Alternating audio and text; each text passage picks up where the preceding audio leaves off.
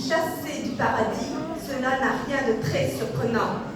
Bien que gratifié de tous les bienfaits, il n'était pas dépourvu de faiblesse. Même le génialement connu Mozart, d'un incommensurable et prodigieux talent, pouvait, comme tout être humain, céder à la peur et accumuler fatigue et stress. Comme la fraîcheur de la jeunesse face à la déraison et à la monotonie, l'autisme est un sérieux handicap, mais non une maladie contagieuse. Aux gènes, groupe, entraide, mutuelle, similaire à un coin de paradis, la tolérance, la fantaisie et l'empathie collaborent de façon libre et harmonieuse. Manifestations, réunions, nuits du handicap et puis protocole, notre volonté jamais ne s'étiole. Nous ne faisons qu'exercer notre droit à la liberté de parole. Ce n'est pas une invention, c'est ce qu'on apprend à l'école. Que ce soit sous le ciel bleu et limpide, dans l'immensité infinie de l'océan, dans la frénétique atmosphère du désert poussiéreux et aride, ou au cœur même des impétueux et si caniculaires volcans, Alexandre le Grand ou le fier et très ambitieux Jules César, l'un était l'ami de l'humanité et l'autre une tête politique. Leur façon d'agir différait, mais un point commun liait ces deux protagonistes notoires.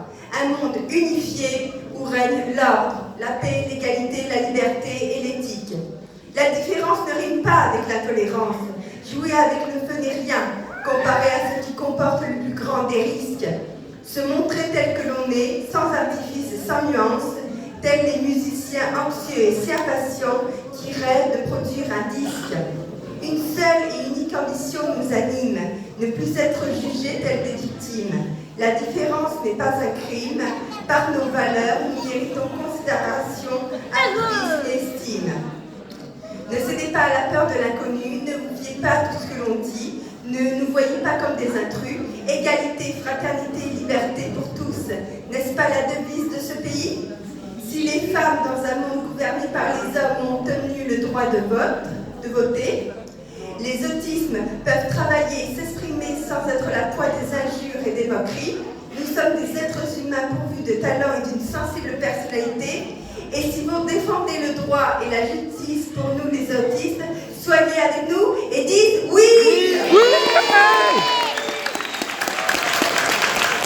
On peut applaudir à Amandine, s'il vous plaît. Bravo! Bravo, Amandine. Bien vous voir se lever.